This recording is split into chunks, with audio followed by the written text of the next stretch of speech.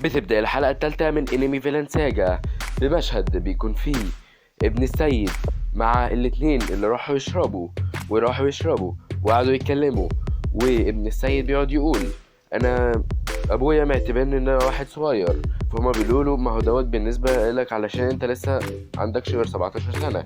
وبيقعدوا يتكلموا معاه وبيشرب كتير، وبعد ما بيشرب كتير بيمسك السلاح بتاعه اللي هو السيف، بيقول له بارزني. بعد كده هما الاتنين بيقوموا زقين الترابيزة ويوقعوه.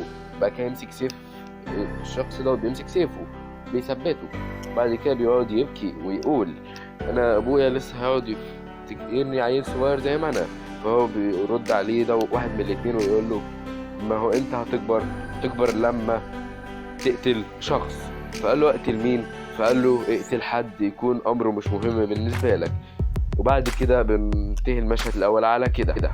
وقبل ما نبدا الفيديو ما تنساش اللايك والاشتراك في القناه وتفعل زر الجرس عشان يوصلك كل جديد، وهتلاقي الحلقه الاولى والثانيه في الديسكريبشن في قائمه تشغيل، وخش واتفرج عليهم ومشاهده ممتعه.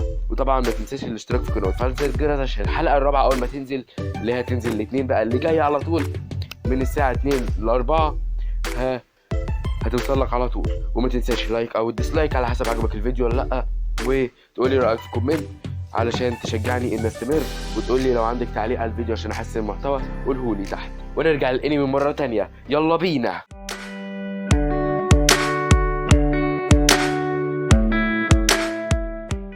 وبنروح لمشهد بيكون فيه إينار وهو بيفك زنقته، وبعد كده بيسمع صويت وصريخ، فبيشوف مين اللي بيصرخ كده، فبيلاقي سورفن هو اللي بيصرخ وبيكون بيحلم. فبيقوم مصحيه ويقول له انت كنت بتصرخ كده ليه؟ فبيقول له ان هو كان بيحلم بحاجه بس هو مش فاكرها. وبعد كده بيقول له خلاص تعالى نشطف وشنا وبعد كده نرجع نشتغل. فبعد كده بيروحوا يشطفوا وشهم، فبيلاقي واحده وإنار بتبقى دي اللي شافها قبل كده وقت لما ما كانش عارف يقول ايه للسيد. وبعد كده بيقعدوا يتكلموا، وبيجي الاتنين اللي هو مع ابن السيد اللي هو اسمه ثعلب، وبيقول له سورفن ما اسمك؟ ذكرني باسمك. فبيقول له سورفن، وبيجي يقول وانت هل انت العبد الثاني الجديد؟ فبيقول له اجل. وبعد كده بيقول لهم تعالوا معايا اللي هو سورفن وإنار، وبيروحوا معاه. وبعد ما بيروحوا معاه بيكتشفوا ان هم راحوا عند ابن السيد. وبعد كده بيبقى ثعلب بيقول لابن السيد اقطعوا هكذا، وهو ماسك السيف، بيبقى ماسك السيف ومثبته وبيقول له اقطعوا هكذا.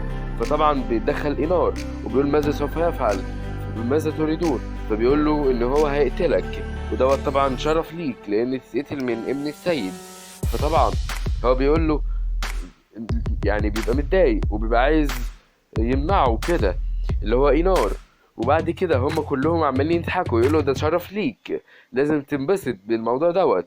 فبعد كده إينار بيقول لسورفن اجري بسرعة واهرب وانا هبقى وانا همسك ابن السيد. وبعد كده بيهجم على ابن السيد وبيوقعه على الارض وبيفضل ماسكه.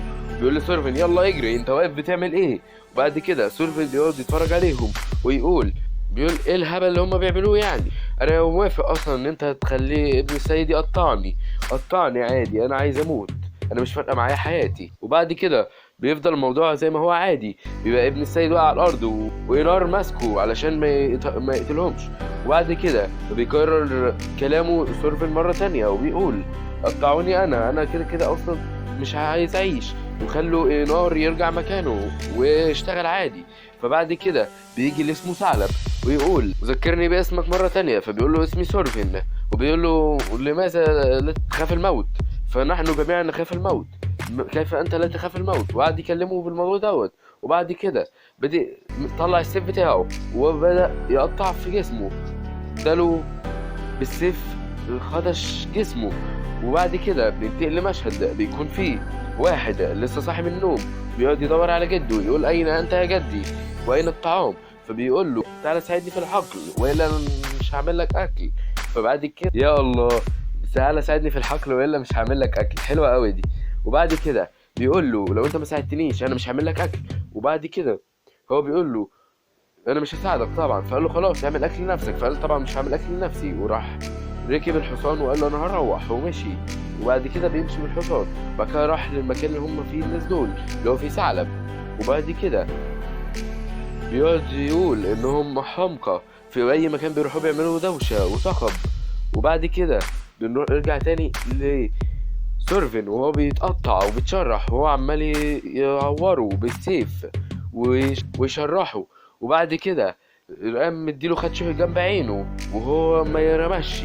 فطبعا الشخص اللي كان جايب الحصان دوت بيقول انه لم يرمش حتى ما هذا، واستعجب بيه وقال ان هو شكله شخص جامد.